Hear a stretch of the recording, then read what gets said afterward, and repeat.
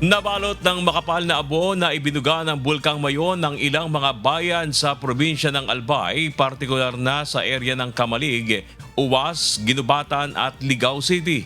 At para alamin ang update hinggil sa kalagayan ng mga lugar at mga residenteng naapektuhan ng matinding ashfall mula sa Bulkang Mayon, makakausap po natin si Ginoong Oscar Robert Bobby Cristobal. Siya po ang head ng Albay Public Safety and Emergency Management Office o APSEMO. Magandang umaga po Sir Bobby. Maraming salamat po sa inyong pagpapaunlak sa aming panayam.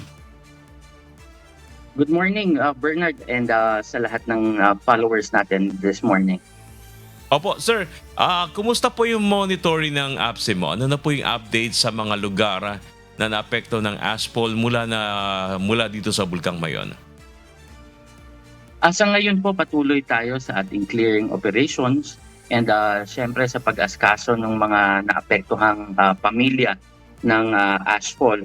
So nasa pag-release tayo ng food packs, ng hygiene kits and face mask, N95 face mask kasi medyo marami talaga and halos nauubos ang oras natin ngayon sa pag-clearing talaga sa sobrang kapal ng abo na nasa ating lansangan ngayon. Sir, curious lang po yung ating mga kababayan, lalo na particular yung nandito siguro sa Maynila. Ano po yung sitwasyon ngayon? Yung po bang naranasang pagbuga ng abo nung weekend, ganun pa rin po ba yung kalakas na ibinubuga sa ngayon?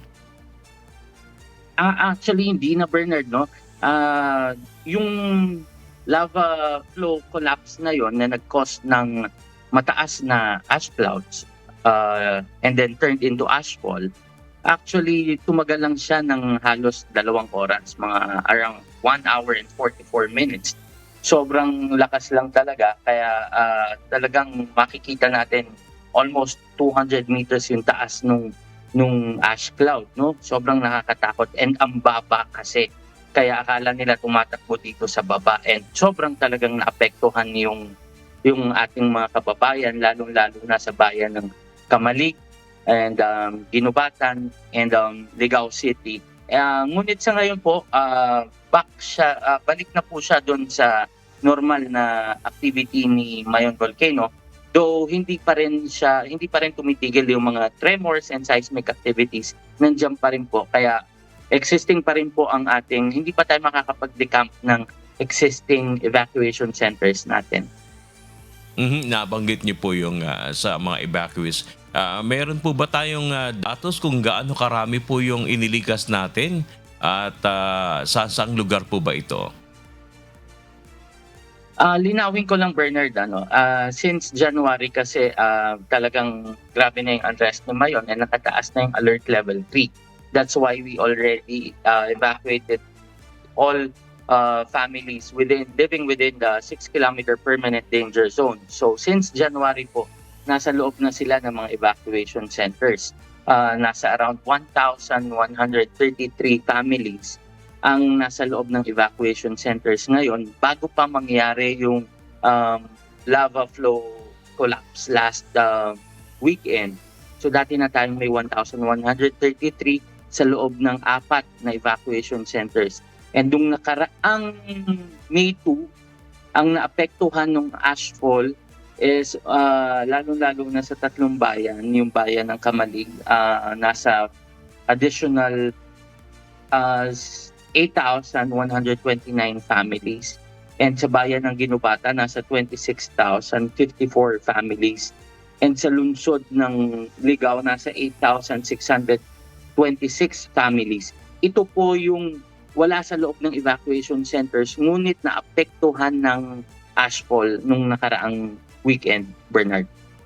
Opo. Sa ngayong status ngayon, sir, ng pag-alboruto ng bulkan, wala pa naman po sa plano na irekomenda na kumbaga itaas yung alerto o lawakan yung scope ng mga kailangang ilikas batay po sa pinapakitang aktibidad ng bulkan?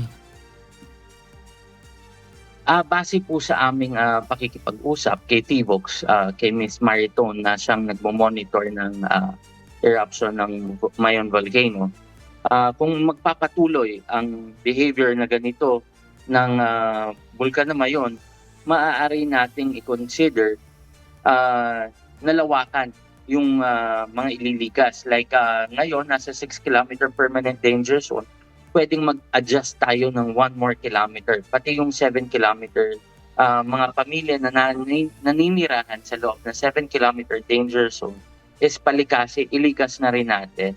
And ngunit wala sa plano ang magtaas ng alert level. Wala pa po sa plano pero ikino-consider na. Just in case mangyari po yun, gaano karaming residente po ang pinag-uusapan natin dito na maaring ilikas o maapektuhan? Mas marami-rami na po ang nasa loob ng 7 kilometer danger zone. Halos aabot yan ng mga additional 5,000 to 8,000 families, Bernard. Sa ngayon po sir, ano po ba yung mga naibigay na po natin, nabanggit nyo kanina, ongoing po ang inyong clearing operation, pagbibigay ng N95 mask. Sa ngayon po, ano po yung mga naitulong na po natin sa mga affected resident? At ito po ba sa ngayon ay nakasasapat pa naman po yung supply ninyo sa ngayon? Yes, Bernard, agaran nung biglang pag-alboruto ng Mayon, naapektuhan sila ng ashfall, agaran tayo nagpamigay, namahagi tayo ng N95 face mask, ng hygiene kit sa ating mga evacuation centers, and agad natin dineploy yung ating engineering office together with the Bureau of Fire and DPWH na talagang nag-clearing kagad tayo. Kasi paggabi na yun, Bernard, kaya talagang pati PNP nakasama natin, nakatulong natin siya sa pag-manage ng traffic kasi halos nag-zero visibility sa ating mga daanan nung gabi na yon. So ito yung ating tulong, and then DSWD, yesterday nagsimula na rin yung DSWD mamahagi ng mga food packs and tubig. Yesterday nagsimula na rin yung province mamigay ng tubig, water rationing, and clearing ng ating mga kalsada. Regarding po dito sa nabanggit nyo na zero visibility, masyadong maraming abo, may mga na-monitor po ba kayo ng mga residente na dinala sa ospital dahil nga sa epekto nitong ashfall? So far, wala naman. Thank God, wala namang reported na injuries o casualties nung nakaraang ashfall. Ayun, good to hear po. Sa status po ng clearing operation, Sir Bobby, nasa ilang porsyento po? Kasi ngayon yung nakikita naming video na ipinalalabas, medyo may abo pa sa mga kalsada eh. Sa ngayon po ba, mga ilang porsyento na po ng affected areas yung na-clear natin o meron pang mga lugar po ba na hanggang ngayon hindi pa nakiklear? Malaki pa Bernard, no? Ang inuuna natin ngayon is the main thoroughfare o yung ating national highway. Katulad ng nasa screen natin, yung mga interior roads o yung mga barangay roads, yan talagang makakapal pa. Sobrang lawak ng ating area of responsibility. Ang land area natin is napakalaki. And hindi natin yan makiklear sa loob lamang ng ilang araw. Ang ating sinisiguro ngayon is yung mga major roads natin, maklear natin kasi halos dito dumadaan halos lahat ang volume ng mga sasakyan. And pero pa unti-unti pinagtutulong-tulungan na natin together with the barangay yung mga interior roads natin. So hopefully the soonest possible time matapos natin ang clearing operations natin, and buti na lang nag-uulan din para nahuhugasan na rin, nakakatulong na rin sa pag-clearing. Okay, mabuting balita po yun kahit papaano. Sir, siguro panghuli, paalala na lang po sa mga residente, kung may mensahe po kayo sa ating mga kababayan, at siguro may dagdag ko na rin, yung po ba mga hayop, halaman, mga pananim na naapektuhan ng apoy, ito po ba safe na kainin ng mga tao? Nasa inyo pong pagkakataon para magbigay po ng mensahe. Yes, regarding po dun sa ating agriculture and livestock, wala pa, kinokulate pa natin yung data sa ngayon. Hindi pa natin nabubuo yung data, but definitely malaki yung pinsala na lalo-lalo na sa mga magsasaka natin. And may mga reported na rin po na mga hayop na nawawala at namatay. So nakakalungkot nga po yung nangyari dito sa aming probinsya.